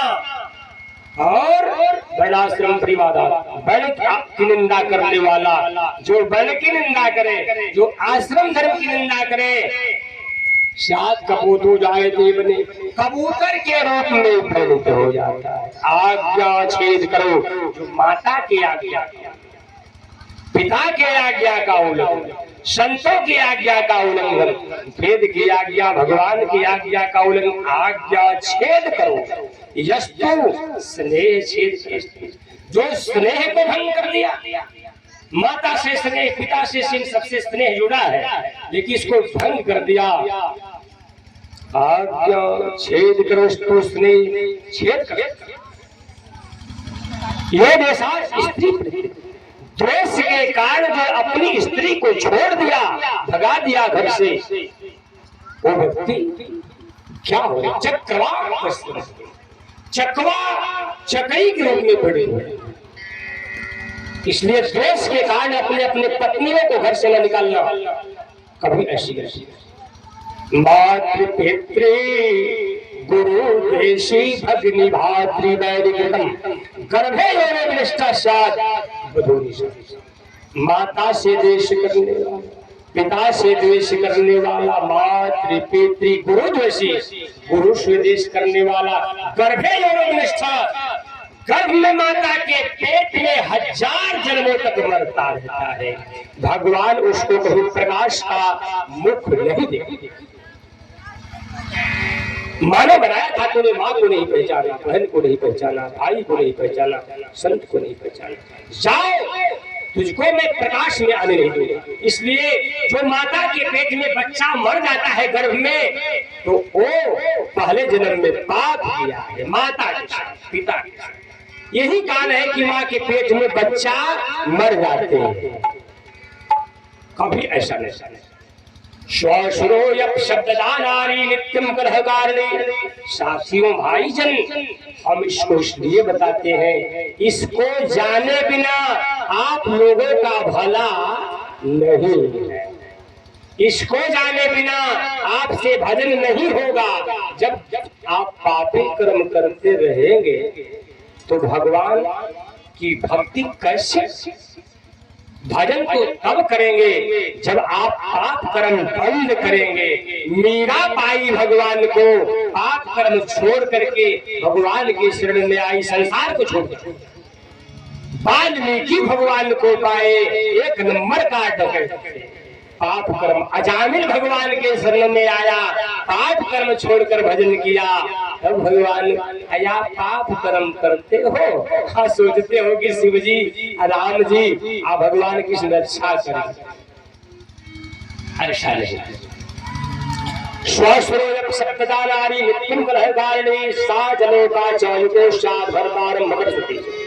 सास को गाली देने वाली नारी, स्वस्वरूप सत्ता, ससुर को गाली देने वाली नारी। देखना माता, ऐसा आपने करती हो? लगभग 100% में से शायद 25% ही ऐसी बहु बेटियां होगी जो अपने सास को, ससुर को, ससुर का सम्मान करती हो। लगभग सब लोग सास ससुर को तो हुए देने वाले। इसका दंड क्या? स्वस्वरूप अपशब्दानारी। जो नारी ससुर को गाली देती है, सास को गाली देती है, स्वस्वरूप शब्ददा नारी नित्यम कलहकारिणी। जो घर में अपने झगड़ा करती, सास से झगड़ा, ससुर से झगड़ा, देवर से झगड़ा, बड़े जेठ स्त्री से झगड़ा, माता पिता से झगड़ा, जो बहू करती है, स्वासुरो अपशब्द गदा नारी नित्यम कलह कारिणी, झगड़ा करने वाले, साज लोका चौयुका स्याद भरतारम भतरसते, मरने के बाद ओ नारी जल में जाकर के जोख बन जाती है। ऋषि बोल सच्चिदानंद भगवान जोख क्या करती है?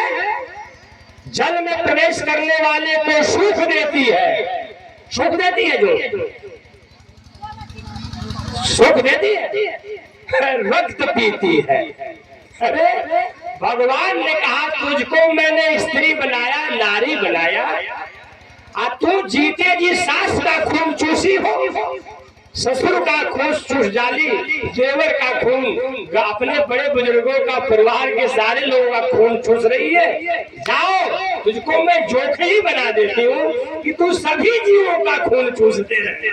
सीताराम जी महाराज की। अरे भाई ऐसा गलती न करना, हे माता जी, पाप कर्म करने वालों की यही दशा होती है। स्वपतिं परित्यज्य परपुरुषानुवर्तिनीं बलगुणीं गृहबोधा स्याद्बाय गौमुखी सर्पिणी, गौमुखी सर्पिणी। एम श्री मूल सच्चिदानंद भगवान। पति परित्यज्य पर पुरुषानुवर्तनी, जो स्त्री अपने पति को छोड़ करके पर पुरुषों के साथ घूमती है, बाजारों में, गलियों में और देश विदेश में जो घूमती है, ध्यान रखना बेटियां, माता कभी ऐसी, पति देवता है, पति भगवान है, पति की पूजा करो, पति की सेवा करो। पति की सेवा से ही माता अनुसैया ने ब्रह्मा जी को, विष्णु भगवान को और सदाशिव को बालक बना दिया। तुम माता, तुम पति की सेवा छोड़कर तुम वृंदावन जा रही हो, पति की सेवा छोड़ करके गोकुला जा रही हो, पति की सेवा छोड़कर काशी प्रयाग उज्जैन में जाती हो, पति को पानी नहीं मिलता, पति घर पर कराते हैं, नाना प्रकार का तीर्थ उपवास नहीं कर लेती हो, कोई फायदा नहीं,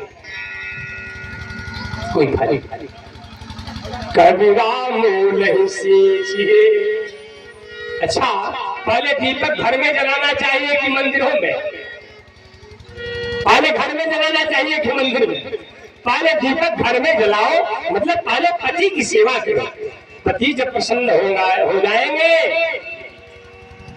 नारी का एक धर्म एक व्रत ने मां, काय वचन मन पति पद प्रेमा। जो मन से वचन से कर्म से पति की सेवा करती है, चाहे पति कैसा भी हो, मोक्ष। अच्छा है, बताइए मंदोदरी का पति कैसा था? मंदोदरी का नाम जानती हो मां? जानती हो आप? कैसा पति था? अच्छा था, बुरा? तो मंदोदरी को क्या मिला? वैसे दुष्टपति रावण का मंदोदरी ने सेवा की। आपका पति अगर हाथ में शराब लेकर घर में आए तो उसका भोजन बंद कर देती हो, गाली होड़ देती है और नाना प्रकार का। लेकिन रावण ने तो दूसरे की स्त्री को उठा लाया और लंका में रख दिया। लेकिन मंदोदरी बोली, हे प्राणनाथ, हे प्राणनाथ, दूसरों की स्त्री को घर में लाना पाप है। प्राणनाथ बोली, आप गाली दे? अरे वो पति है, भगवान है, चाहे जैसा भी, लेकिन तुम अपने जवान को कभी बच न करो, सुधारो अपने वाणी। वो गलती करेंगे, उनका दंड उनको मिलेगा, लेकिन तुम अपने वाणी को सही रखो। रावण की पत्नी मंदोदरी अपने पति को नाथ कहकर, प्राणनाथ कहकर, स्वामी कहकर भी जब रावण मर गया, मंदोदरी आई। एक दिन मंदोदरी के पास मंदोदरी भगवान राम के पास आई। रात के समय में मंदोदरी भगवान के पास खड़ी है। भगवान का मुख इधर को है, मंदोदरी पीछे है, लेकिन भगवान ने छाया देखकर जान गए कि कोई माता आई है। बोले कि हे देवी, हे माता, आपको राम के चरणों से प्रणाम, चरणों आपके चरणों में राम की ओर से प्रणाम। मंदोदरी को राम ने राम ना कहा, लेकिन राम ने मंदोदरी की परछाई पकड़कर समझ गए कोई नारी आई है, तो उन्होंने मां समझा। आप बैठे हैं, पुरुष हैं, कोई नारी आ गई तो आप समझा दी बड़ा भाग खुल गया कि नारी आ गई। बाप कर ऐसा बने, ये है राम का स्वभाव। राम ने मंदोदरी को भी अपनी भक्ति दिया, अपना धन उसी प्रकार पति जैसा भी हो लेकिन सेवा करो। देखिए, स्वपतिम परित्यज, अपने पति को छोड़कर, स्वपतिम परित्यज परपुरुषानुवर्तिनी, दूसरे पति के साथ, पुरुष के घोर साथ घूमने वाली नारी। स्वपति परित्यज परपुरुषानुवर्तिनी, फल्गुनी गृह गोधा शाद बार गौमुखी सदगरी, मरने के बाद गोह के रूप में परिणित हो जाए। गोह देखे हैं आप, जल में गोह होती है, ऐसे ऐसे चलती है पानी में। पति के साथ धोखा कर रही है, पति के साथ, पति को छोड़कर पर पुरुष के साथ घूमती हो, मरने के बाद आपको गोह में जाना पड़ेगा। अब फिर गोह का शरीर बदल जाता, दो मुखी बात से बड़ी सर पड़ी, दो मुंह वाला शासनी बनकर जन्म लेती। इस दंड है, कभी भी आप ऐसा पाप न करना। कपिल भगवान ने अपने माता देवहूति को इस प्रकार पाप कर्म करने वाले प्राणियों की अधोगति का वर्णन किया। हे माता, जो भजन करते हैं वो भगवान के पास चले जाते हैं, जो भजन नहीं करते इस प्रकार जब मैं ऐसा पाप नहीं बताया। ऐसा पाप करने वाला व्यक्ति, हे माता, वो नरक में चला जाता है। प्रेम से बोले सच्चिदानंद भगवान की। अच्छा, एक भजन सुनाइए महाराज, आइए एक शब्द बोले।